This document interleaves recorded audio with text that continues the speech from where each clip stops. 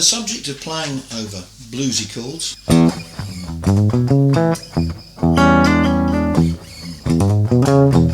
Okay, is a big subject. Playing over bluesy chords, which are described as major, but in rock, as we know, it's major. It's usually a mixture of.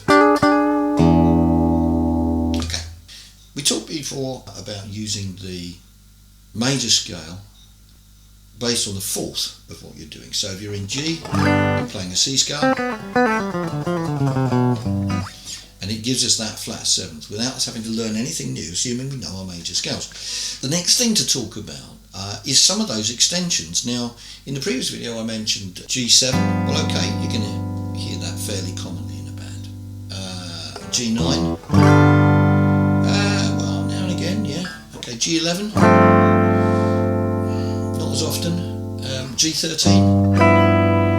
Okay, maybe not quite as often, and arguably that would not quite be in the genre. But what you can say is that all of those extensions are available for you to play, regardless of whether anyone else is playing them or not. This is an interesting little concept and something I'm not going to spend loads of time on because it's such a big subject, this really. But let's just put it this way. Let's suppose that we think of our harmonies, we think of them kind of like a layer cake. So we've got our bass player and our keyboard player, okay? And they're playing 1, 3 and 5 most of the time. 1, 3 and 5, okay? So they're playing, let's say, major chords with a twist. Okay, 1, 3, 5, maybe 7. And then you come along and you say, okay, well, I'm playing 1, 3, 5. So, well, you're kind of occupying the same space, aren't you? But if you're thinking the next deck up and you're thinking, well, hang on, I'm thinking 9, I'm thinking 11, I'm thinking 13. Now you're playing in the gaps of what's going on. So this puts your playing in, it's a funny thing because you don't even have to be loud because you're not occupying the same space. So you can add a lot of colour to something, even if people are just sort of playing something very straightforward.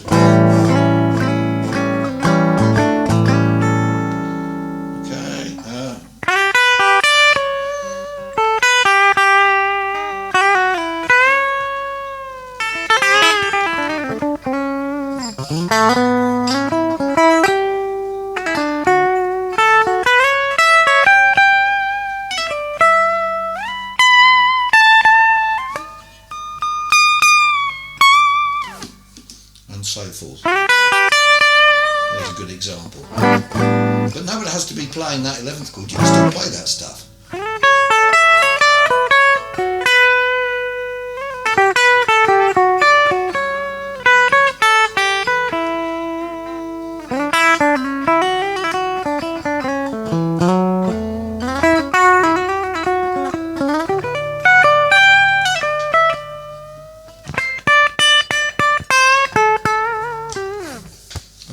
Now, as you can gather, it's still quite a bit of fun. I've been doing this for years and I still get quite carried away once I start messing around with that stuff. So, okay.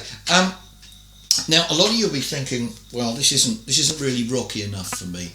And so now it's time to direct you towards 2 videos, really. And they're very different guitar players. One of them is George Benson. And I expect you're going, oh, I knew he was going to say that. Okay, well, okay, that's fine. One is George Benson. The other one is Angus Young. And what I want to direct you towards is them both playing the same song. Okay, not at the same time, but both playing the same song. So the song is on Broadway. Okay, I forget the key, but I think. Now, what this is a great example of hearing 2 guitar players, just absolutely blindingly good players, really. One using a semi-acoustic with a clean sound, no reverb, no nothing really, just completely dead sound.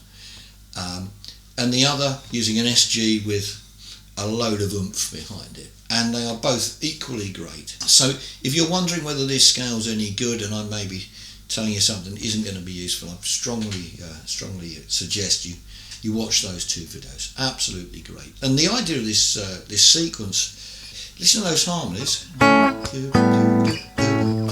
Okay.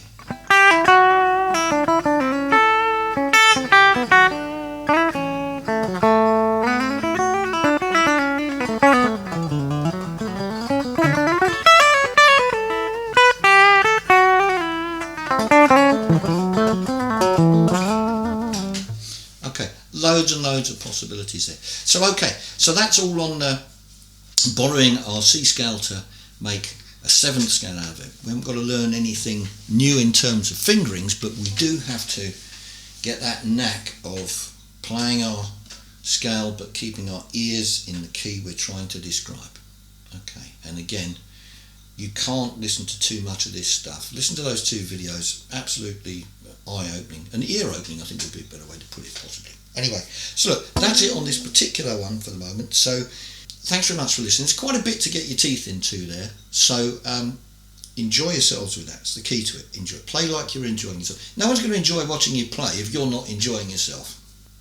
Thanks very much for watching. If you could press the subscribe button, that'd be great, and I look forward to speaking to you again in the next video. Okay, bye for now.